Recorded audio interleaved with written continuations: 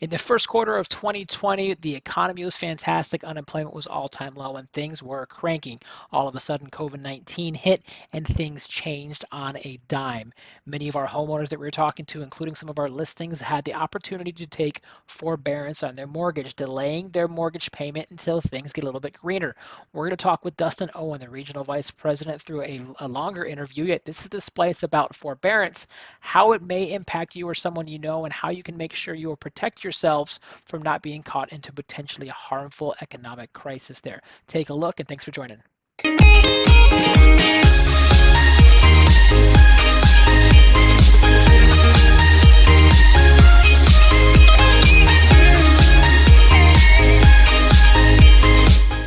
Forbearance. So talk to me about what you might expect with forbearance, because when I look at the existing REOs in Orange County and in Seminole, historically there's about 25% in pre-foreclosure as existing foreclosure. So a quarter of it.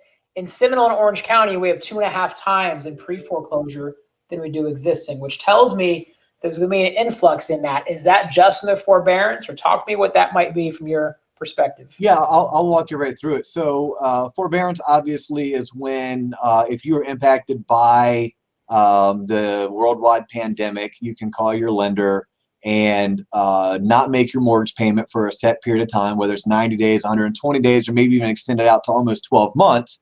The CARES Act affords certain individuals certain rights, depending on what type of mortgage it is, who it's through, and what your particular circumstances are. But forbearance doesn't mean you never have to pay the money, right? Forbearance just means that you don't have to pay me now, and I'm not going to report you as being late, and I'm not going to start the foreclosure process, right? It's an agreement. And know that forbearance is allowed even when you're not in a worldwide pandemic, okay? But you have to be able to prove your case to your lender. It's not just something that, again, a magic wand is waved and you can go into forbearance. We used to see forbearance usually when during a hurricane season or a national or natural disaster, fires, hurricanes, etc., tornadoes, where if you're in an area that FEMA designated as disaster area, then your lender wouldn't make you make your payment for usually 3 months. During those circumstances, when you're in forbearance, what they didn't tell you is that, hey, when you come off forbearance, not only do you need to start making us payments, but you owe us those 3 months, like right now, like pay me. Yeah. At which people, if your mortgage payment's $1,500 a month, that's $4,500 do you have readily available. Many people, A, didn't have it, and B, weren't fully aware of it. With the COVID-19 forbearances, I have not heard of one servicer who is doing that. That was a fear. We feared that as an industry.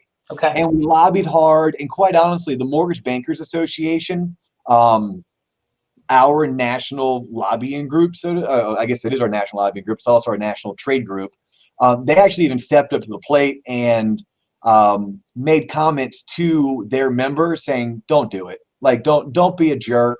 Although you have the right to have someone not make a payment for 6 months because they're in forbearance, don't turn around and ask them to pay you 8, 9, or 10 grand. Most forbearances, the money that wasn't paid is being tacked on to the end of the loan. But each servicer is different. So if you are a person who's in forbearance or you need to go into forbearance, these are definitely things that you want to check with your servicer and understand what I call the fine print before you say yes. But one last thing on forbearance, the good news is less and less people are in forbearance. So just 3 or 4 months ago, almost 10 or 12% of all homeowners were in forbearance. What we saw is that half of them, for the most part, they didn't need it. They were taking advantage of a situation. It was like, oh. Yeah, they might have some unknown in their company. They're not sure. They want to go reserve their nest egg. Yeah. And quite honestly, of the 50% that signed up for it, for not needing it, half of those people still made their mortgage payments. Like, it was truly a safety net for them. Yep. Now, what we're getting ready to see, and I think what you're alluding to, Rick, when you're talking about the free foreclosures in our local counties, Orange and Seminole, what you're seeing is that we're about at 5 or 6% nationally of people in forbearance. Unfortunately, those are the people who needed it. So those are the people that if it doesn't get extended, if there's not some kind of a HEROES Act that's passed in January or February and forbearance isn't extended, look, they still don't have their jobs. Disney's not running out to rehire. In fact, Disney did more layoffs, Right. as did Universal and Marriott and Hilton and various companies that represent travel and tourism. And I do think that of the forbearances that are left, those are the ones that are probably the most concerning in terms of inability to make their payment. They're going to need to disposition their home. Now, you're the realtor, not me, but I try to tell my friends who are neither realtors nor lenders, this isn't 2008 all over again. The good news for these people that are unfortunately underworking or not working and they can't make their mortgage payment, there's a good chance they're sitting on a boatload of money. Yep. They Yes, have sir. equity. Yep. Yep. So they're going to have to call someone like you or call you, have you list their home, let them cash into their equity. They're going to need to find temporary housing, whether it's with family or whether it's taking that equity, putting into a savings account so they can afford rent at an apartment complex or a home. And more importantly, correct me if I'm wrong, our market, just like 98% of all other markets throughout the US, would love those listings. Like we really could use an influx. If 10,000 homes were dumped onto the Central Florida real estate market, it would be a phenomenal thing, would it not? Yeah, so it's interesting to talk about buyer or seller market. The balanced market is 5 to 7 months of inventory. If you're above 7, it's a buyer's market. They've got options. We were up in the 20s back in 2009, 10, 11. We've been sitting at around 2, give or take, months of inventory. So essentially, if we sell about 3,000 to 3,500 homes a month in Central Florida, we're sitting at about 7,000 homes of inventory. If we no longer list houses in 2 months, we've got nothing left. And that's keep driving prices up. Price points have gone up about 10% year over year in volume. And so people who are waiting for the market to shift until next year, I'm going, while you're waiting, interest rates are going to likely be higher because you can't get more than 2 5/8. And the volume or the price point will go up by 10%. So you're going to get double whammy of paying a higher interest rate and a higher price point. And you can't play the market like that. Yeah, so think about this, 0.5%, good news, bad news.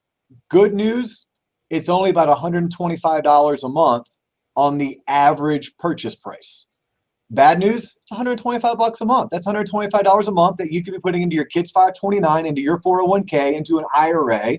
$125 a month you could be applying towards paying down that student loan or paying it off. And $125 a month, that's about $25,000 in purchase price. Yeah. So by waiting, not only did the price of your home go up from $300,000 to $308,000, but your interest rate just went up 0.5%, and it's a double whammy. The $8,000 is about $40 a month on your payment. The 0.5% is an extra $125. You're $165 more a month, or roughly $30,000 in purchase price. Meaning, the payment on a $300,000 home today, a year from now, that's a $270,000 home, or it's a $330,000 home in today's market. But I think it's key for people to know, and I, like you, get this question over and over and over again. You just said that here in Central Florida we're selling 3,500 homes a month. Yep. So if 10,000 homes all went into pre-foreclosure, all 10,000 people had to list their homes, that's only 3 months supply. That still means we're in a seller's market. We're on the verge of seller to balanced, right? Yeah. We're still in that seller's market. Yeah. So really, we could put about 13,000 homes tomorrow on the market, and our market would be balanced. That would be healthy. That would be like the nice, healthy, stable, steady. And the mortgage bankers. One last point. The Mortgage Bankers Association is predicting that home purchases nationwide, and by the way, Orlando is currently outperforming the nation, as is Florida. But nationally speaking, the amount of home sales is supposed to increase by 8% next year.